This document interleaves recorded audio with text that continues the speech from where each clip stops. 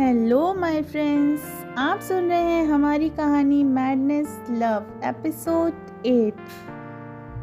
कहानी का टाइटल है मीठा मीठा सा दर्द। तो चलिए कहानी शुरू करते हैं। सुबह के 4 बजने वाले थे। पीहू ने अपनी आंखें खोलकर अपनी साइड में सोते हुए अक्षय की तरफ देखा। पीहू के पूरे शरीर में बहुत ज़्यादा दर्द हो रहा था। अक्षय को देख उसकी आंखों से आंसुओं की धारा बहती ही जा रही थी। किसी तरह खुद को संभाल कर अपने आंसू पोंछते हुए वह कपड़े पहनकर नीचे रूम में आकर लेट गई। सुबह ही उसके मम्मी पापा को किसी काम से बाहर जाना पड़ा। घर में वो और अक्षय और उसकी कजिन सिस्टर मीनू अकेले थी। तभी नीचे आकर अक्षय मीनू को उसके लिए एक कॉफ़ी बनाने के लिए कहता है। मीनू जैसे ही कॉफ़ी बनाने के लिए जाने लगी, पीहू रूम से बाहर आकर पानी पीने लगी। अक्षय पीहू को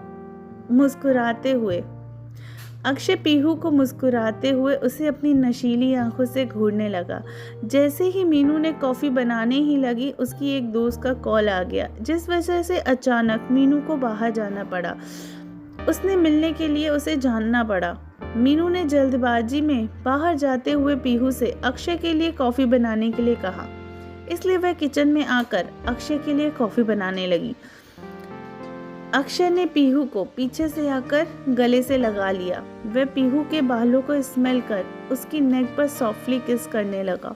ये देखते ही पीहू ने गुस्से में अपने आप को छुड़ाने की कोशिश करते हुए कहा, छोड़ो मुझे, क्या कर रहे हो, कोई देख लेगा। लेकिन वे किसी की बात की परवाह न करते हुए अक्षय पीहू को किस करते हुए धीरे से बोला, कोई नहीं आएगा, इस वक्त घर में हम दोनों अकेले हैं। तुम ऐसी क्यों हो जान? मैं जितना तुम्हारे करीब आ रहा हूँ इतना ही पागल हो रहा हूँ। और अक्षय पीहू का फेस अपनी तरफ कर उसके होंठों पर पैशनेटली किस एंड सक करने लगा। अक्षय पीहू को किस करते हुए उसके टॉप के अंदर अपना हाथ घुमाते हुए उसके जिस्म को छूने लगा। पीहू को किस करने की वजह से अक्षय आउट ऑफ कंट्रोल हो रहा था। वह ये क्या कर रहा है, उसे ये कुछ भी समझ नहीं आ रहा था। पीहू के करीब आते ही वह अलग ही दुनिया में होता था, जहाँ वह पीहू के लिए अपने डिजायर्स को पूरा करता था। अक्षय पीहू की चेस्ट पर अपना हाथ घुमाता है और उसकी ब्रा को ओपन करता है। वह अपनी मदहोशी में चूर हो गया था। उसे किसी भी बात का होश नहीं रहा, जिसका फायदा उठाकर पीहू ने अक्षय को धक्का देते हुए खुद से अलग कर कहा, बस करो। लेकिन उसे इस वक्त पीहू के अलावा कुछ भी दिखाई नहीं दे रहा था, इसलिए वह बिना पीहू की बात पर ध्यान दिए दोबारा उसकी तरफ बढ़ने लगा। अक्षय ने एक कदम बढ़ाया ही था कि पीहू ने अपने हाथ में चाकू उठाकर अक्षय को दिखाते हुए कहा, मेरे पास मत आना। ये देख अक्षय मुस्कुराने लगा और कहा, तुम्हारे हाथों से तो मुझे मरना भी मंजूर है स्वीटहार्ट। और फिर से पीहू के करीब आने के लिए बढ़ने लगा। पीहू ने नाइफ अपनी गर्दन पर रखकर कहा, मैं तुम्हें नहीं मार सकती, लेकिन अपने आप को तो मार सकती हूँ ना। पीहू के इस एक्शन को देखकर अक्षय बहुत ही ज्यादा घबरा गया, इसलिए वह पीहू से 4 कदम दूर होकर खड़ा हो गया।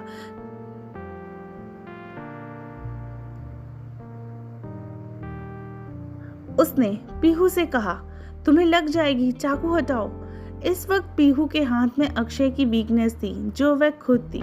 अक्षय को इस तरह पैनिक करता देख पीहू ने नाइफ को अपनी गर्दन पर और भी टाइटली लगाकर कहा, बार बार मरने से तो अच्छा है मैं एक ही बार में मर जाऊं। अक्षय ने पीहू को रोकने और उसे चाकू लेने की बहुत कोशिश की, लेकिन उसने उसकी एक भी नहीं मानी। इसलिए अक्षय ने उसके सामने पूरी तरीके से सरेंडर कर दिया। बताओ तुम क्या चाहती हो? इसका फायदा उठाकर पीहू ने फौरन अक्षय के सामने शर्त रख दी और कहा, उसे मुंबई वापस जाने के लिए कहा, जिससे अक्षय ने साफ मना कर दिया। लेकिन इस वक्त पीहू ज्यादा जिद्दी थी। उसने नाइफ अपनी नेक पर प्रेस कर दिया, जिस वजह से उसके गले पर हल्का सा कट का निशान बन गया और खून रिसने लगा। इस बात से अक्षय बहुत ही ज़्यादा घबरा गया। उसने पीहू को रोकने के लिए उसकी सारी बातें मान ली और कल मुंबई वापस जाने का वादा कर लिया। अक्षय के वादा करते ही पीहू के हाथों से चाकू की पकड़ ढीली हो गई। ये देख अक्षय ने झट से उसके हाथ से नाइफ ले लिया और पीहू को लेकर जाकर उसे हॉल के सोफे में बैठा दिया। पीहू को ऐसा देख अक्षय पागल सा हो गया था। वह पागलों की तरह हर जगह फर्स्ट एड किट ढूंढने लगा। जब उसे किट कहीं नहीं मिली तो उसने पीहू के पास आकर कहा, प्लीज बताओ फर्स्ट एड किट कहाँ रखी है, तुम्हारे गले से खून निकल रहा है। अक्षय को देखती पीहू ने रोते हुए उससे कहा, मेरी चिंता करने की नाटक बंद करो, प्लीज जाओ यहाँ से। पीहू अक्षय पर चिल्लाते जा रही थी, लेकिन इस वक्त अक्षय को तो पीहू के नेक से निकलता हुआ खून ही दिखाई दे रहा था।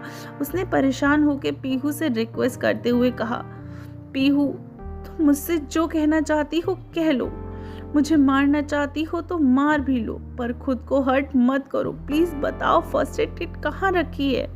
वैसे भी मैंने तुमसे वादा किया है, मैं कल मुंबई चला जाऊंगा। अब प्लीज मुझे बताओ कि किट कहाँ है।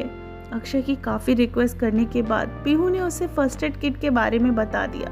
अक्षय ने पीहू के नेक पर केयरफुली दवा लगाई और बैंडेज करा और उससे आराम करने के लिए कहा। पीहू को उसके रूम में छोड़कर वह अपने रूम में जाने लगा। तभी पीहू ने दोबारा उसे पीछे से कहा, वादा याद रखना, कल तक यहाँ से चले जाना, वरना इस बार मैं सच में अपनी जान ले लूंगी। अक्षय अपने रूम में आकर इस सोच में पड़ गया कि अब वह ऐसा क्या करे जिससे पीहू उसके साथ वापस मुंबई चले। 2 घंटे तक अक्षय इधर से उधर टहलते हुए सोच रहा था। तभी अचानक कुछ सोचकर उसने किसी को कॉल मिला दी और कहा, मुझे तुम्हारी हेल्प चाहिए। दूसरी तरफ वाला ओके में जवाब देकर फोन कट कर दिया। अक्षय ने उस इंसान को मैसेज कर राहुल की एक फोटो भेजकर उसे कुछ इंस्ट्रक्शन दिए और कॉल भी कट कर दी। शाम का समय हो गया था। पीहू से वादा करने के बाद अक्षय एक बार भी रूम से बाहर नहीं आया। वह बहुत ज्यादा परेशान था और बैठकर सोच रहा था। तभी उसे एक लड़की ने कॉल करके बताया, आपने जो काम कहा था वह हो गया है, कुछ ही देर में पार्सल पहुंच जाएगा। ये सोचकर अक्षय एक डेविल स्माइल करने लगा। सभी घर वाले आ चुके थे और अब पीहू भी थोड़ा रिलैक्स फील कर रही थी। वह यह सोचकर काफ़ी ज़्यादा रिलैक्स थी कि अक्षय फाइनली उसकी ज़िंदगी से अब चला जाएगा। वह हॉल में बैठी अपनी फैमिली के साथ चाय ही पी रही थी। तभी डोरबेल बजी। बाहर एक कोरियर बॉय खड़ा हुआ था। पीहू की माँ ने देखा। कोरियर बॉय ने कहा, मिस काव्या कौन है? पीहू की माँ ने आवाज लगाकर। माँ की आवाज सुनते ही पीहू जल्दी से आई। कोरियर बॉय ने उसे एक लिफाफा देते हुए कहा, आपका कोरियर आया है। कोरियर लेकर पीहू चुपचाप अपने रूम में आ गई। उसने एनवेलप को चारों तरफ से देखा। उस पर ना ही कोई नाम था और ना ही कोई एड्रेस, इसलिए पीहू सोच में पड़ गई, आखिर यह किसने भेजा होगा। जैसे ही पीहू ने उस एनवेलप को खोला, उसके अंदर रखी फोटोज देखकर उसके तो होश ही उड़ गए। तो फ्रेंड्स, कैसी लगी आपको ये कहानी? आई होप पसंद आ रही हो। आप उसके आगे कहानी को सुनने के लिए काफ़ी बेताब भी हो रहे होंगे, लेकिन मेरी तबीयत थोड़ी ठीक ना होने की वजह से मैं कहानी अपलोड नहीं कर पा रही हूँ, वो भी टाइम से। उसके लिए सॉरी बोल रही हूँ। प्लीज़ मुझे थोड़ा टाइम दीजिए। मेरी तबीयत जैसे ही बिल्कुल ठीक हो जाएगी, मैं कहानियाँ डेली अपलोड करने लगूंगी। और मेरी कहानी की टाइमिंग है, मॉर्निंग में मैं 1 PM पे और इवनिंग में मैं 8 PM पे स्टोरीज ज़रूर डालूंगी। मैं वापस से इस टाइम पे कहानी अपलोड करने की पूरी कोशिश करूंगी बहुत जल्दी। तो प्लीज़ आप मेरे साथ यूं ही बने रहिए सिर्फ टिनी FM जान के साथ।